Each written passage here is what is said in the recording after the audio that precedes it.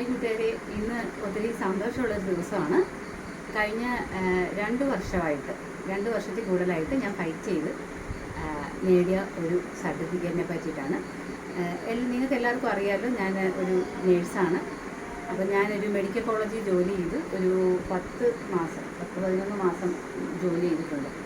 എനിക്ക് അവിടുത്തെ contract finish ചെയ്യാൻ പറ്റിയില്ല. അപ്പോൾ എനിക്കൊരു കുറച്ച് എൻ്റെ സാലറിയുടെ ഒരു എമൗണ്ട് ഇവർ അവിടെ ഹോൾഡ് ചെയ്ത് വെച്ചായിരുന്നു. സാലറി അല്ല, ഫസ്റ്റ് 3 മാസത്തെ ശമ്പളം. പിന്നെ ലാസ്റ്റ് ഞാൻ റിസൈൻ വെക്കാതെ അവിടെ നിന്ന് പോകുന്ന ആ മാസത്തെ ശമ്പളം എനിക്ക് തന്നിരുന്നു. ഒത്തിരി നല്ല ഹോസ്പിറ്റലാണ്, മെഡിക്കൽ കോളേജാണ്. പക്ഷേ എക്സ്പീരിയൻസ് ആയിട്ട് തരാൻ അവർക്കൊരു മടി. അപ്പോൾ എനിക്കിങ്ങനെ പുറത്ത് പോകാനായിട്ടൊരു ഓഫർ വന്നപ്പോൾ ഈ ഗ്യാപ്പ് എനിക്ക് പ്രശ്നമായതുകൊണ്ട് ഞാൻ അവർക്ക് കഴിഞ്ഞ വർഷം അപേക്ഷിച്ചു. അവർ തരത്തില്ലെന്ന് പറഞ്ഞു. റീസൺ ചോദിച്ചു, ഡ്യൂസ് ക്ലിയർ ചെയ്യണമെന്ന് പറഞ്ഞു. പിന്നീട് ഞാൻ ഇവിടുന്ന് പോയി, കുറച്ച് ദൂരമുണ്ട് എൻ്റെ വീട്ടിൽ നിന്ന്, ഞാൻ പോയി ഡ്യൂസ് എല്ലാം ക്ലിയർ ചെയ്തു. അത് കഴിഞ്ഞപ്പോൾ പിന്നീട് എക്സ്പീരിയൻസ് സർട്ടിഫിക്കറ്റ് തരാം എന്ന് പറഞ്ഞിട്ട് തരുന്നില്ല. അപ്പോൾ ഞാൻ എന്ത് ചെയ്തു, അതായത് നിങ്ങൾ ഇത്ര ദിവസമേ വർക്ക് ചെയ്യത്തുള്ളൂ. അപ്പോൾ ഇവരെനിക്ക് ആ സമയത്ത് ഒരു മെയിൽ അയച്ചായിരുന്നു, ഞാൻ അബ്സ്കൗണ്ടഡ് ആയിപ്പോയിരുന്നു. അപ്പോൾ ഞാൻ പറഞ്ഞു, ഞാനിങ്ങനെ അബ്സ്കൗണ്ടഡ് ആവും, ഞാൻ HRDയിലും നഴ്സിംഗ് ഡിപ്പാർട്ട്മെൻറ്റിലും ഞാൻ പലവട്ടം ഓരോ റീസൺ പറഞ്ഞു. അതായത് എൻ്റെ അമ്മ സിക്ക് ആയതുകൊണ്ട് എനിക്ക് വരാൻ പറ്റത്തില്ല, അങ്ങനെ ഓരോ കാര്യം പറഞ്ഞ് ഞാൻ വീഡിയോ ഞാൻ മെയിൽ അയച്ചിട്ടുണ്ടായിരുന്നു.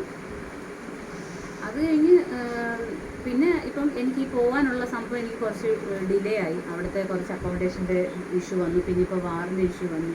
അങ്ങനെ കുറച്ച് ഡിലേ ആയപ്പോൾ ഇവരെ ഇങ്ങനെ ഇടയ്ക്ക് വിളിക്കുമ്പോൾ അവർ പറഞ്ഞത്, നിങ്ങൾ ഇത് കോൺട്രാക്റ്റ് ബ്രേക്ക് ചെയ്തു, ഇൻഫോംഡ് അല്ല. അപ്പം ഞാൻ ഇതെല്ലാം കാണിച്ചിട്ടുണ്ട്. ഒരു ദിവസം രാവിലെ ഞാൻ ഇത്രയും നാൾ വർക്ക് ചെയ്തതിൻ്റെ എക്സ്പീരിയൻസ് സർട്ടിഫിക്കറ്റ് കിട്ടാൻ ഞാൻ എലിജിബിളാണ്. അപ്പോൾ ഞാൻ മെയിൽ അയച്ചു.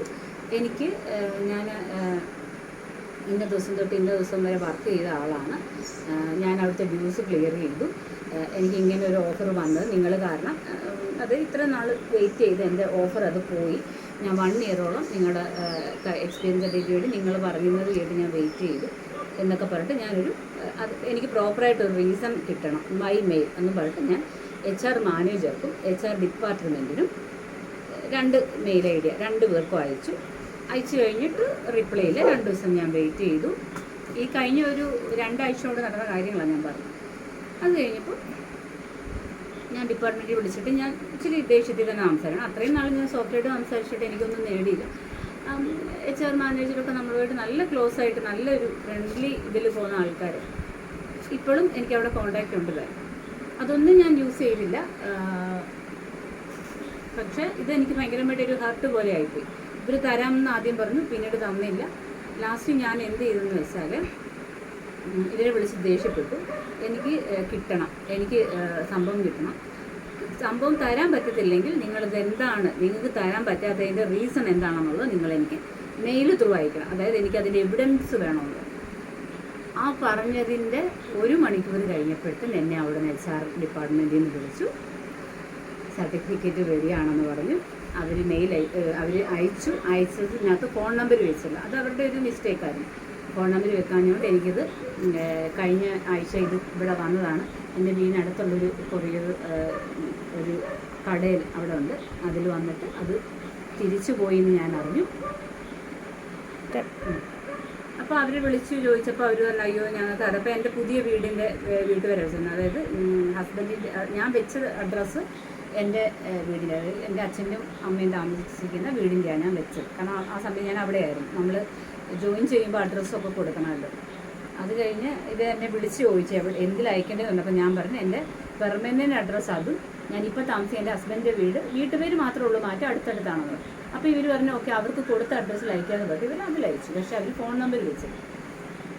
ഈ എൻ്റെ വീടിനടുത്തുള്ള ആൾക്കാരാണേലും അവർക്ക് എൻ്റെ ഈ പുതിയ വീട്ടുപേര് അറിയത്തില്ല. അതുകൊണ്ട് അവരത് തിരിച്ചയച്ചു എന്ന് പറഞ്ഞു. പിന്നെ അവരുടെ ബ്രാഞ്ചിലൊക്കെ വിളിച്ചപ്പോൾ അവർ പറഞ്ഞു സംഭവം അവർ തിരിച്ചയച്ചു എന്ന് പറഞ്ഞു. പിന്നെ അത് അവിടെ തിരിച്ച് ചെന്നിട്ട് സംഭവം ഇന്ന് എൻ്റെ കയ്യിൽ കിട്ടി. അപ്പം നമ്മൾ പ്രതികരിക്കേണ്ടിടത്ത് പ്രതികരിച്ചപ്പോൾ കണ്ടോ റിസൾട്ട് കിട്ടിയത് കണ്ടോ. അതുകൊണ്ട് ഞാൻ എല്ലാ നഴ്സുമാരോടും, ഇപ്പം നഴ്സുമാരുടെ സമരം നടന്നുകൊണ്ടിരിക്കുക, എല്ലാ നഴ്സുമാരോടും പറയുകയാണ്, നമ്മൾ പ്രതികരിക്കേണ്ടിടത്ത്, നമ്മൾ സംസാരിക്കേണ്ടിടത്ത് നമുക്ക് വേണ്ടി സംസാരിക്കാൻ വേറെ ആരും കാണത്തില്ല.